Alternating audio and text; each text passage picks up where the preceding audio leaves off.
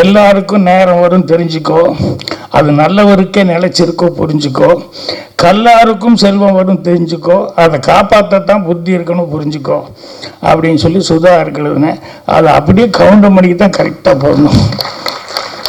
எல்லாருக்கும் நேரம் வரும் தெரிஞ்சுக்கோ, அது நல்லவருக்கே நிலைச்சிருக்கோ புரிஞ்சுக்கோ, கல்லாருக்கும் செல்வம் வரும் தெரிஞ்சுக்கோ, அதை காப்பாற்றத்தான் புத்தி இருக்கணும் புரிஞ்சுக்கோ அப்படின்னு சொல்லி சுதா இருக்கிறதுன்னு அதை அப்படியே கவுண்டர் மணிக்கு தான் கரெக்டாக போடணும். இதில் முதல்ல மியூசிக் அப்படிங்கும்போது சித்தார்த் அவர்கள் பாட்டு ரொம்ப நல்லா பண்ணியிருக்காரு.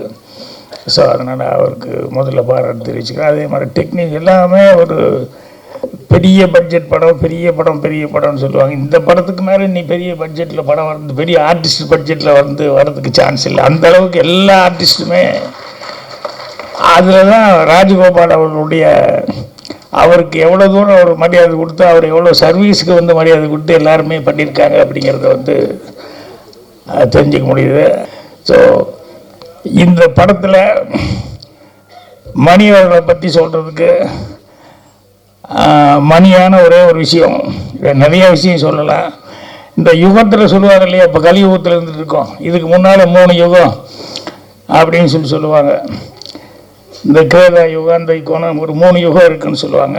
என்னை பொறுத்த வரைக்கும் இந்த கலியுகத்துக்கு நடுவுலையே வந்து கவுண்டமணி யுகம் அப்படின்னு சொல்லி ஒரு சினிமாவில் அந்த யுகத்தை யாருனாலையும் மறக்க முடியாது தவிர்க்க முடியாது. அந்த அளவுக்கு மணி அவர்கள் ஒரு சினிமாவில் வந்து இவ்வளோ இது சாதித்தார். எனக்கு எல்லாமே அந்த 92 சீல் நான் உட்காந்துருக்கும்போது மணி மெல்ல வருவார், வந்துன்னு என்ன ஒரு லுக் கொடுப்பாரு, என்ன ராஜன் அப்படின்னு வாங்க மணி அப்படின்னு உட்காந்து அப்படியே பார்ப்பாரு. அங்கே அந்த ரயிலில் டைலாக் எழுதும்போது அப்படியே ரொம்ப யோசிச்சு, அது வந்து பழனியில் தான் ரொம்ப யோசிச்சு நல்ல வார்த்தையாக இருக்கணும்னு சொல்லிட்டு எல்லாருக்கும் நேரம் வரும் தெரிஞ்சுக்கோ, அது நல்லவருக்கே நிலைச்சிருக்கோ புரிஞ்சுக்கோ, கல்லாருக்கும் செல்வம் வரும் தெரிஞ்சுக்கோ, அதை காப்பாற்றத்தான் புத்தி இருக்கணும் புரிஞ்சுக்கோ அப்படின்னு சொல்லி சுதா இருக்கிறதுன்னு அதை அப்படியே கவுண்டர் மணிக்கு தான் கரெக்டாக போடணும். நல்லவராகவும் இருந்திருக்காரு, வல்லவராகவும் இருந்திருக்காரு.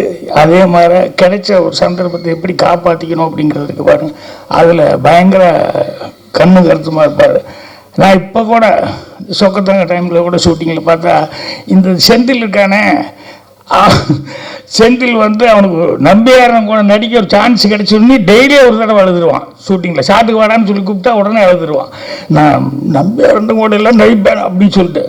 ஆனால் கவுண்டமணி வந்து உட்கார்ந்ததுலேருந்து இன்றைக்கி என்ன சீனு என்ன டைலாக்கு அப்படின்ட்டு எப்பா அவர் எழுதுறது பழக்கம் இல்லை, இருந்தாலும் கேட்டுருங்கப்பா கொஞ்சம் முதல்ல இருந்தால் நானும் கொஞ்சம் அசை போட்டுருந்தா கரெக்டாக இருக்குமில்ல அப்படின்னு. ஸோ அந்த கிடைக்கிற நேரத்தில் கூட அந்த டைலாக் எவ்வளோ தூரம் இம்ப்ரூவைஸ் பண்ண முடியுமோ, எந்த அளவுக்கு அதை வந்து நம்மளால் அதில் ஏதாவது புதுசாக ஏதாவது செய்ய முடியுமா அப்படின்னு சொல்லிட்டு அவ்வளவு கடுமையாக வந்து உழைச்சிக்கிட்டு இருந்தார் கவுண்டமணி அவர்கள். நாங்கள் எல்லாம் ஒரே ரூமில் இருந்தோம் அப்படிங்கிறது, இன்னும் சினிமாவில் இருந்துருக்கோம் அப்படிங்கிறது ரொம்ப ரொம்ப சந்தோஷமாக இருக்குது.